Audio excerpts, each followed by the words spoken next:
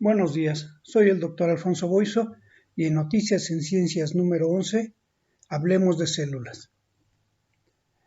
LUCA es el ancestro universal a todas las células que nos conforman.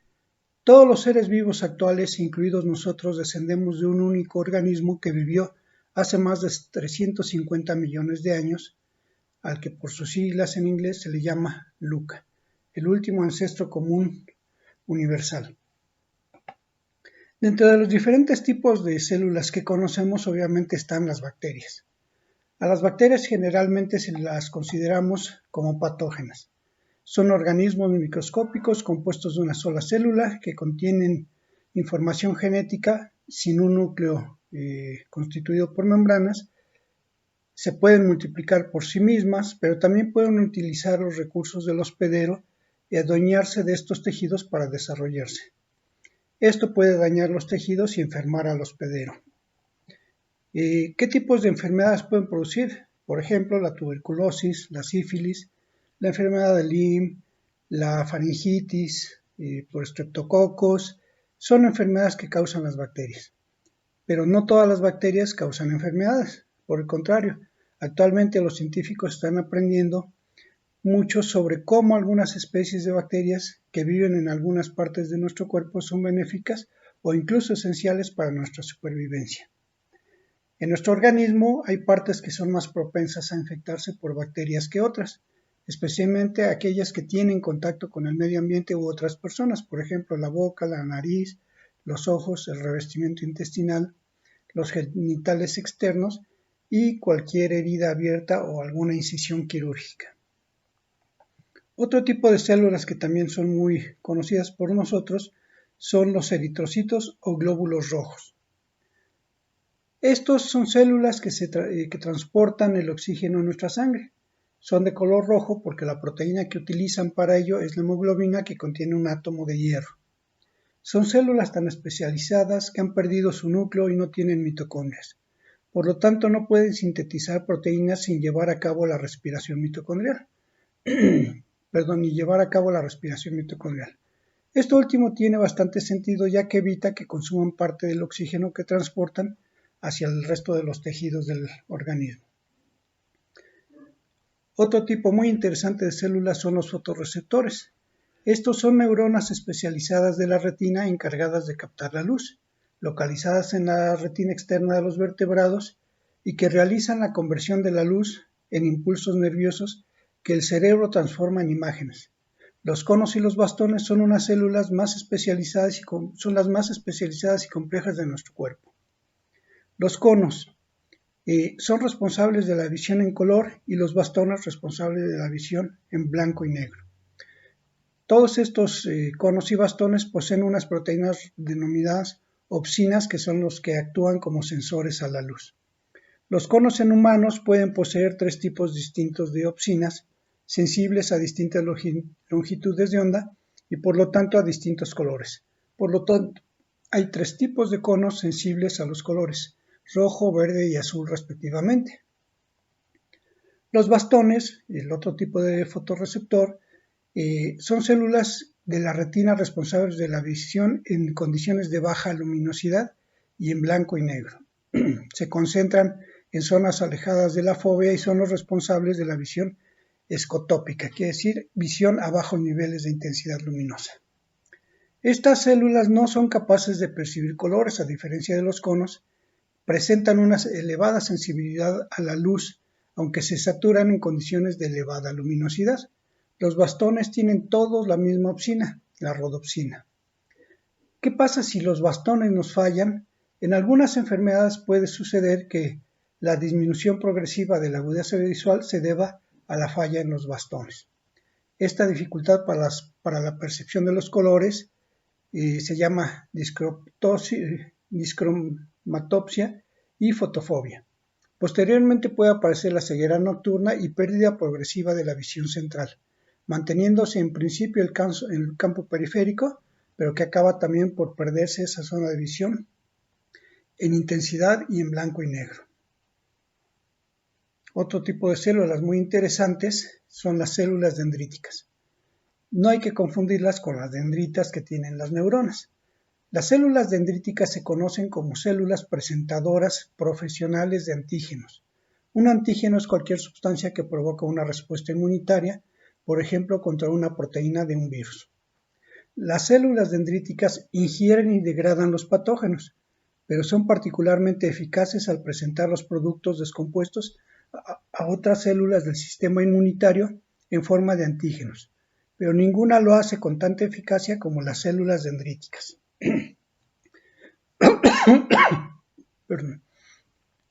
Algunos microbios han evolucionado para poder atacar células dendríticas y multiplicarse en su interior.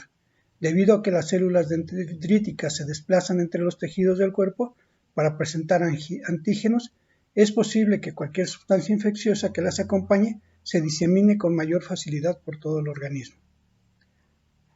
Las células dendríticas se ubican con frecuencia en los tejidos del cuerpo que interactúan con el ambiente exterior, como la piel, los pulmones y el revestimiento intestinal.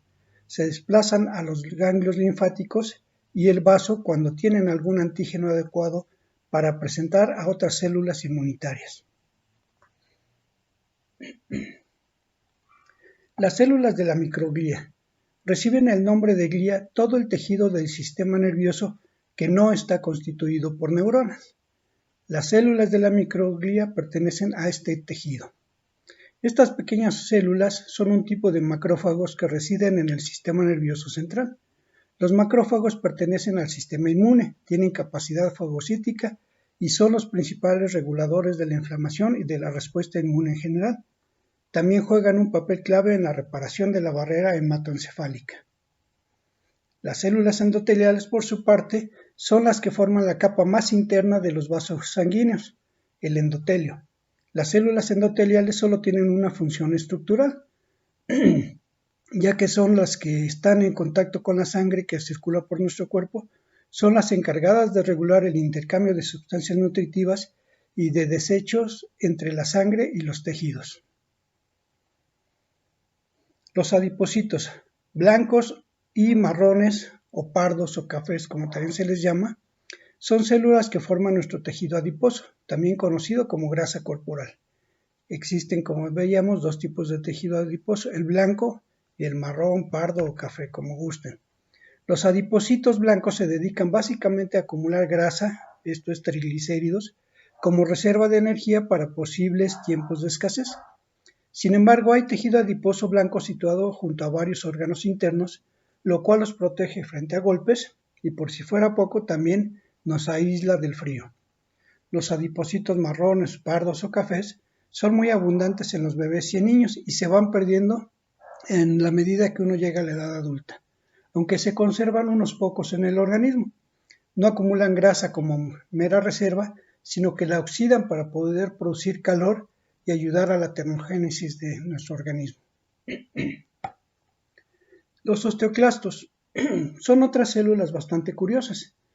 Los osteoclastos residen en los huesos y se dedican a erosionarlos para liberar minerales a la sangre, entre ellos calcio, proceso conocido como resorción ósea. Esto forma parte de la renovación normal del tejido óseo, ya que este es rápidamente regenerado por los osteoblastos en el proceso contrario, la osteogénesis. Como pueden ver, también tienen microvellosidades en la parte de la membrana que utilizan para erosionar el hueso. Así aumentan la superficie de contacto. Además, suelen poseer nada menos que 5 núcleos o más. Las células calciformes. Como su nombre lo indica, este tipo de célula tiene forma de cáliz. Las células calciformes se encuentran en los tejidos epiteliales, que recubren el tracto respiratorio y el tracto intestinal. No son muy numerosas, pero tienen una función imprescindible. Son las responsables de la secreción del moco, por lo que se puede decir que son glándulas unicelulares. Como se observa en las imágenes, hay gránulos citoplásmicos y al exterior las secreciones que están produciendo como moco. Los queratinocitos son las células que forman la epidermis, la capa más externa de la piel, y su nombre proviene de la queratina que acumulan, proteína muy resistente que acumulan y que al aplanarse forman la cubierta protectora de la piel. También acumulan melanina, representada como pequeños granulitos en nuestras imágenes, un pigmento que absorbe la luz ultravioleta e impide que ésta dañe a las células.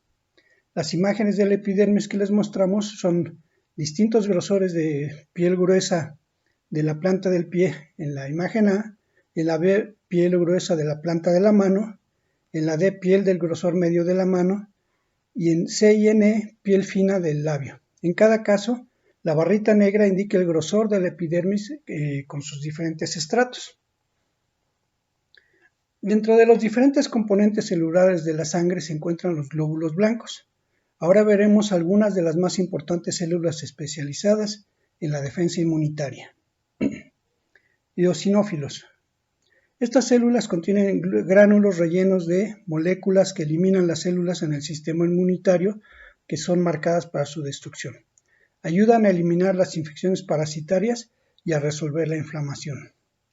En varios trastornos inmunitarios se producen demasiados eosinófilos hiperactivos, entre ellos la esofagitis, y es una enfermedad que se diagnostica cada vez más. Causa dificultad para tragar, náuseas y vómitos. También se cree que los eosinófilos contribuyen al asma. Los eosinófilos circulan en la sangre y luego migran a tejidos que interactúan con el ambiente exterior, como los pulmones y el revestimiento del tubo digestivo. Linfocito citolítico natural. Estas células inmunitarias pueden reconocer y destruir las células del cuerpo de alguien infectado por algún patógeno. Los linfocitos citolíticos naturales también pueden reconocer y destruir células tumorales. Las personas con linfocitos citolíticos naturales deficientes, generalmente debido a un trastorno inmunitario hereditario, pueden ser más propensas a enfermar por ciertos virus.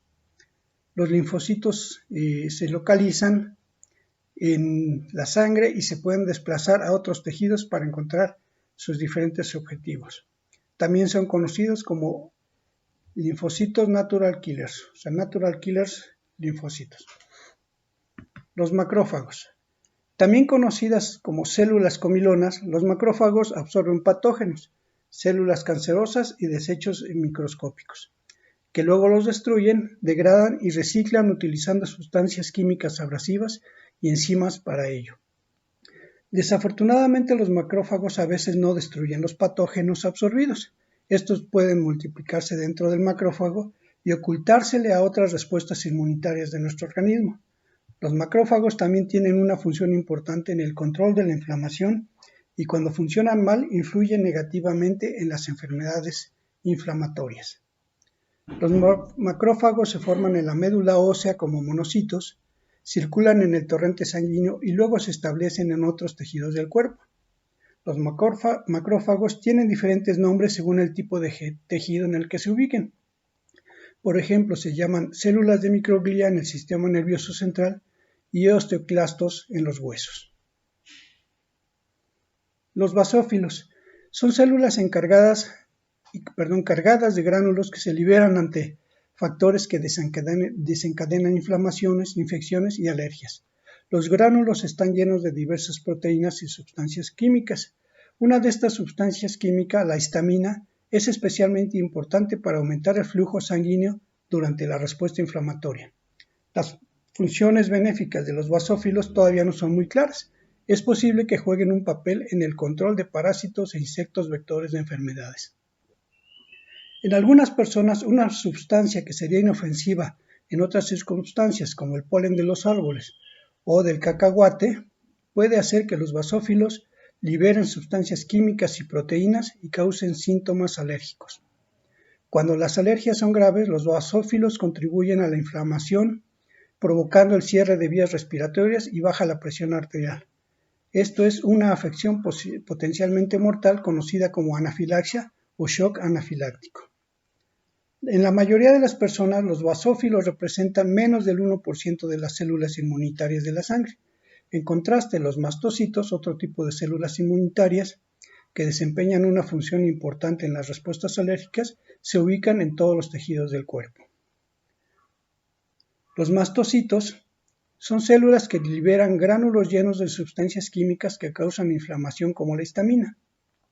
La inflamación provoca un aumento del flujo sanguíneo, el cual permite que las células inmunitarias y otras partículas útiles en la sangre alcancen un sitio de infección o lesión con más facilidad. Las sustancias químicas inflamatorias que liberan los mastocitos pueden causar síntomas de alergia cuando el sistema inmunitario reacciona de modo inapropiado ante una sustancia que sería inofensiva en otras circunstancias, como las proteínas de los ácaros del polvo doméstico o de ciertos alimentos. Las personas también pueden presentar problemas persistentes con inflamaciones si se producen demasiados mastocitos en algún momento, lo que causa una enfermedad poco frecuente llamada mastocitosis. Los mastocitos se ubican en los tejidos que están por fuera del torrente sanguíneo, especialmente en la piel, el tejido pulmonar, los ganglios linfáticos, el hígado y el vaso. Los neutrófilos engullen y destruyen bacterias y otros patógenos. Son el tipo más abundante de glóbulos blancos en la sangre de la mayoría de las personas y juegan un papel importante en la lucha contra muchos tipos de infección, llegando rápidamente al lugar infectado. Están cargadas de enzimas hidrolíticas que degradan lo que se les ponga por delante y con capacidad fagocítica y de producir especies reactivas de oxígeno muy tóxicas para los patógenos. Debido a ciertas anomalías, algunas personas nacen con muy pocos neutrófilos, una afección que se llama neutropenia, o con neutrófilos que no funcionan correctamente. Esto hace que las personas sean más propensas a las infecciones. Los neutrófilos circulan por la sangre y se mueven rápidamente a sitios de infección o lesión para combatir a los patógenos. Linfocitos B o células B. Este tipo de células elaboran proteínas llamadas anticuerpos que se unen de forma muy selectiva a los antígenos. Los antígenos es cualquier sustancia que provoca una respuesta inmunitaria, incluso partes de un patógeno. Los anticuerpos combaten las infecciones al impedir que los patógenos entren en las células huésped y marcan al patógeno para su destrucción. Cada linfocito B o célula B produce un anticuerpo único. Todas las células o linfocitos B del cuerpo forman un conjunto de anticuerpos que se pueden unir a muchos objetivos diferentes. Debido al papel vital que desempeñan las células o linfocitos B y los anticuerpos en el sistema inmunitario, la ausencia de linfocitos B, como sucede en ciertas enfermedades hereditarias, como la inmunodeficiencia combinada grave, puede dejar a las personas muy vulnerables a las infecciones. Los linfocitos B también juegan un papel en las alergias cuando producen anticuerpos contra sustancias que el cuerpo no debería de rechazar, como las proteínas del cacahuate o del polen de los árboles. Los linfocitos B o células B se originan en la médula ósea y circulan en el torrente sanguíneo, pero pasan la mayor parte de su ciclo de vida en el sistema linfático. El otro tipo de linfocitos son los linfocitos T o células T, que reconocen antígenos, esto es, sustancias que provocan una respuesta inmunitaria, que el cuerpo encontró antes. Sin embargo, a diferencia de los linfocitos B o células B, los linfocitos T no producen anticuerpos ni proteínas que correspondan a antígenos específicos y que ayuden a combatir infecciones. En cambio, algunas células T o linfocitos T ayudan a los linfocitos B a producir anticuerpos y otras destruyen directamente una célula infectada o una célula cancerosa. Los linfocitos T también ayudan a impedir que la respuesta inmunitaria ataque las células huésped normales de la manera inapropiada. Es posible que una persona sin suficientes linfocitos T, como una persona enferma de SIDA, debido a una infección por VIH, sea más propensa a contraer infecciones y ciertos tipos de cáncer. Los linfocitos T o células T se originan en la médula ósea y se desplazan en el timo, un órgano pequeño justo debajo del esternón. A continuación circulan entre el torrente sanguíneo y el sistema linfático y también patrullan los tejidos. En el próximo video hablaremos de los grupos de células que conforman los tejidos. Gracias por su atención.